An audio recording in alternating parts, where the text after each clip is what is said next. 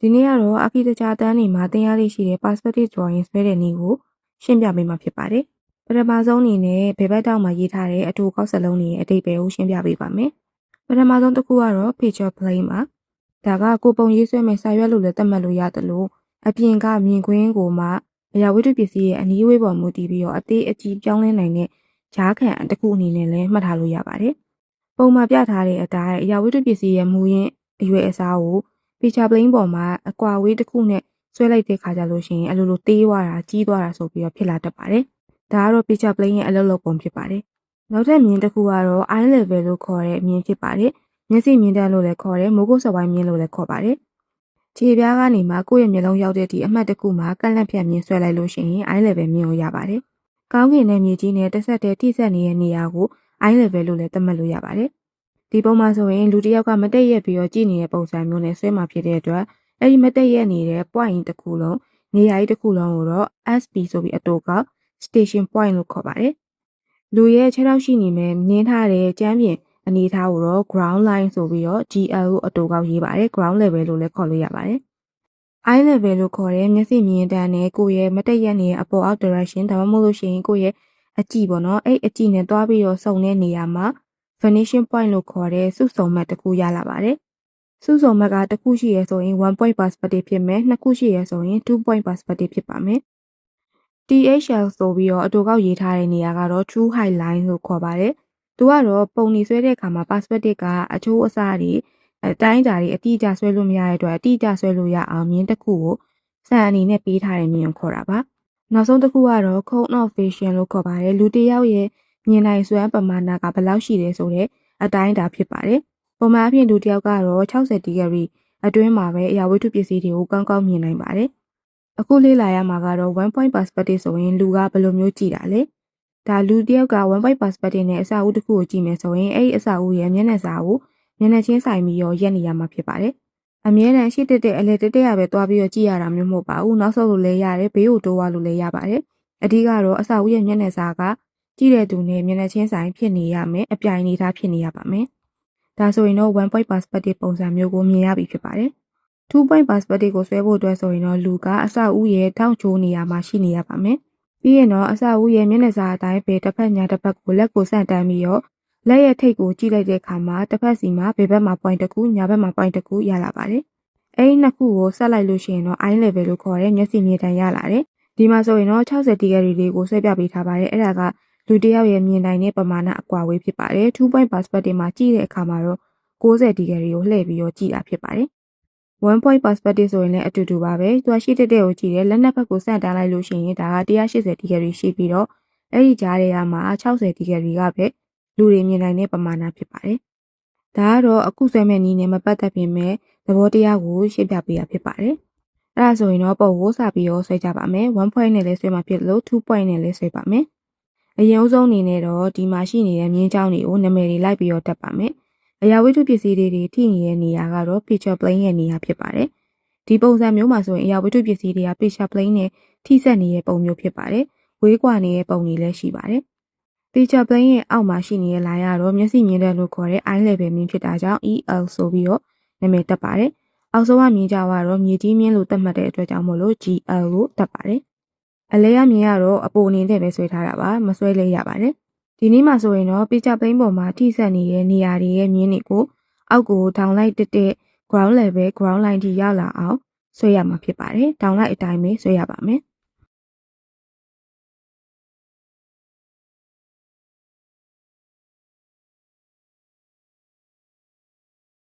ပြီးရင်တော့သူ့ရဲ့အမြင့်ကိုခံမှန်းနိုင်ဖို့အတွက်ဘေးဘက်မှာဆိုရင် elevation ဆိုပြီးတော့ပုံလေးပေးထားပါတယ်။အဲဒီပုံလေးရဲ့အမြင့်ကသူ့ရဲ့ true height line လို့ခေါ်တဲ့စံသတ်မှတ်ထားတဲ့မြင်းရဲ့အမြင့်ဖြစ်ပါတယ်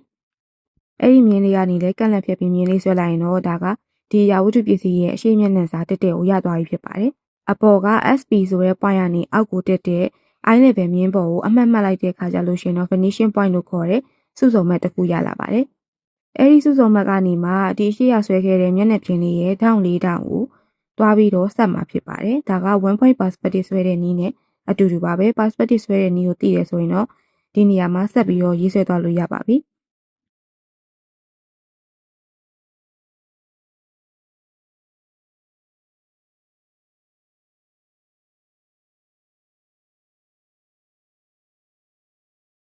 ဒါကတော့အရှိမျက်နှာစာလဲဆွဲပြီးအနောက်ဘက်ကိုဝင်သွားမယ်မြင်းတွေကိုလည်းဆွဲပြီးဒါပေမဲ့အနောက်ကပိတ်ဖို့အတွက်မြင်းကိုဆွဲဖို့အတွက်က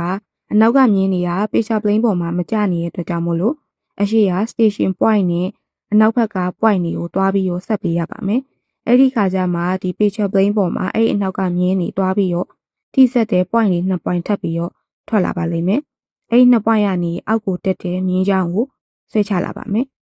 အဲ့ဒီမြင်းကဒီ block တုံးကိုအဆုံးသတ်မဲ့နေရာကိုသတ်မှတ်ပေးမှာဖြစ်ပါတယ်။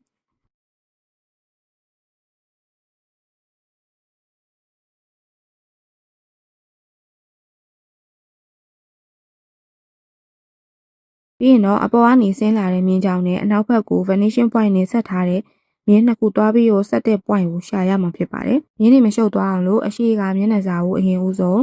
မြင်လေးနဲ့လိုက်ထားလိုက်ပါမယ်။ဒီမှာဆိုရင်အခုလက်ရှိဆွဲလိုက်တာအရှိရအတန်းဖြစ်ပါတယ်ပြီးတော့အဲ့အနောက်ကမြင်းနဲ့ဆိုရင်တွားဆုံတဲ့နေရာကဒီနေရာလေးဖြစ်ပါမယ်ဟိုဘက်ချမ်းကမြင်းကတွားပြီးတော့ဆုံတဲ့နေရာသူ့ကို station point နဲ့ဆက်ပြီးတော့ရလာတဲ့မြင်းကအနောက်နေရာလေးမှာဖြစ်ပါတယ်ဒါဆိုရင်ဘေးဘက်နှစ်ဖက် point နှစ်ခုရပြီဆိုတော့အဲ့ဒါကိုဆက်လိုက်လို့ရှိရင်ဒါကလန်ဘုံအပေါ်က picture plane မှာဆွဲခဲ့တဲ့အနောက်ဘက်ကမြင်းချောင်းကိုရသွားတာဖြစ်ပါတယ်ပြီးရင်တော့အရှိရမြင်းလေးနဲ့အလိုက်တင်ဆက်လိုက်လို့ရှိရင်သူ့ရဲ့ block တုံးကို1 point perspective နဲ့ဆွဲထားတဲ့ပုံလေးဖြစ်သွားပါပြီ။ဒါကတော့မြင်းအနာသက်လေးတွေကိုရှင်းပြပေးရဖြစ်ပါတယ်။အနောက်ကို꿰သွားတဲ့ point ကဒီနေရာမှာဖြစ်မယ်။ဒီဘက်ကနေထွက်လာတဲ့မြင်းကတော့ဒီနေရာမှာအဆုံးသတ်ပါမယ်။ဒါဆိုရင်တော့ office method နဲ့ perspective ကို1 point နဲ့ဆွဲထားပြီးသွားပါပြီ။2 point ဆွဲဖို့အတွက်ဆိုလို့ရှိရင်ခုနရှင်းပြခဲ့တဲ့အတိုင်းပဲပုံက90 degree တောင်ချိုတစ်ခုကိုယူရမယ်။ဒီပုံမှာဆွဲထားတာကလည်းအဲ့ဒီတောင်ချိုအတိုင်းပဲဖြစ်တဲ့အတွက်အဲ့ဒီကမြင်းချောင်းလေးနဲ့အပြိုင် station point ကနေပြီးတော့မြင်းအပြိုင်လေးနှစ်ဖက်ကိုဆွဲထုတ်မှာဖြစ်ပါတယ်။ 1 point လုံးကတော့ vanishing point ကို station point ကနေအောက်ကိုတက်ဆွဲလာတာဖြစ်ပါတယ်။ဒီတစ်ခေါက်ကတော့ station point ကနေပြီးတော့ဘေးဘက်ကိုဒီ picture plane ပေါ်မှာ point တစ်ခုရအောင်မှတ်တဲ့ရလာတဲ့ point ကနေပြီးတော့မှအောက်ဘက်က eye level ထိကိုမြင်းဖြောက်ဆွဲချလာရပါမယ်။အဲ့လိုနဲ့ဖြတ်မိသွားတဲ့ point လေးတွေက vanishing point တွေရဲ့နေရာဖြစ်ပါတယ်။ vanishing point နှစ်ခုရသွားပြီဆိုရင်ဒီပုံရဲ့တစ်ပုံလုံးကိုဒီ vanishing point နေနဲ့ပဲဆက်ပြီးဆွဲသွားရမှာဖြစ်ပါတယ်။ပထမဆုံးအနေနဲ့ picture plane နဲ့ထိစပ်နေတဲ့နေရာလေးကအမှတ်ကနေအောက်ကိုတက်တဲ့မြင်းဖြောင်တရားကို ground level ground line ထိကိုဆွဲချလာရပါမယ်။ဒီနေရာမှာ station point ကိုမဖြတ်သွားလို့လည်းကိစ္စမရှိပါဘူး။ station point နဲ့ညှိပြီးတော့မဆွဲပါဘူး။ဓာတ်ရိုက်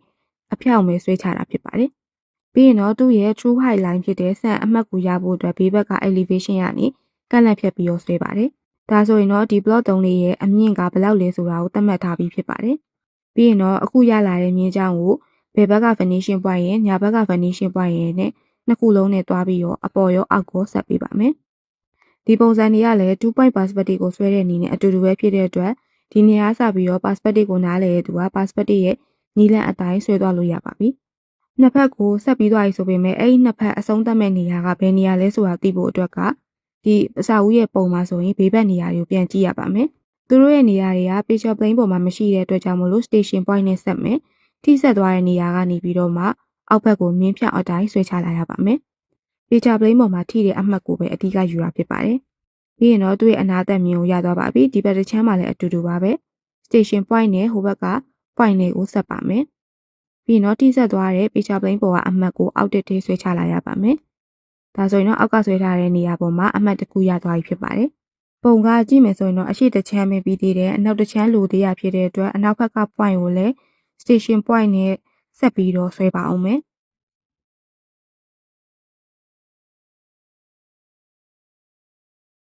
သူ့မှာဆိုလည်း picture plane နဲ့ထိဆက်သွားတဲ့နေရာကနေပြီးတော့အောက်ကိုတက်တဲ့မြင်းဖြောက်တစ်ချောင်းကို ground line ထိဆွဲချလာပါမယ်။ပြီးရင်တော့အနောက်ဘက်ကမြင်းနေဆွဲဖို့အတွက် vanishing point ကိုပြောင်းပြန်ပြန်ပြီးတော့ဆက်မှာဖြစ်ပါတယ်။သူ့ရဲ့ပုံစံအတိုင်းညာဘက်ချမ်းက point ကိုဘယ်ဘက်ချမ်းက point နဲ့ဆက်မယ်။ဘယ်ဘက်ချမ်းက point ကိုညာဘက်ချမ်းက point နဲ့ဆက်ပေးပါမယ်။အဲဒီခါမှာဆက်လိုက်တဲ့မြင်းကခုနကနောက်ဆုံးဆွဲခဲ့တဲ့အနောက်ဘက်ကမြင်းချောင်းရဲ့ line နဲ့ဆိုရင်တွားပြီးတော့ထိဆက်နေရပါမယ်။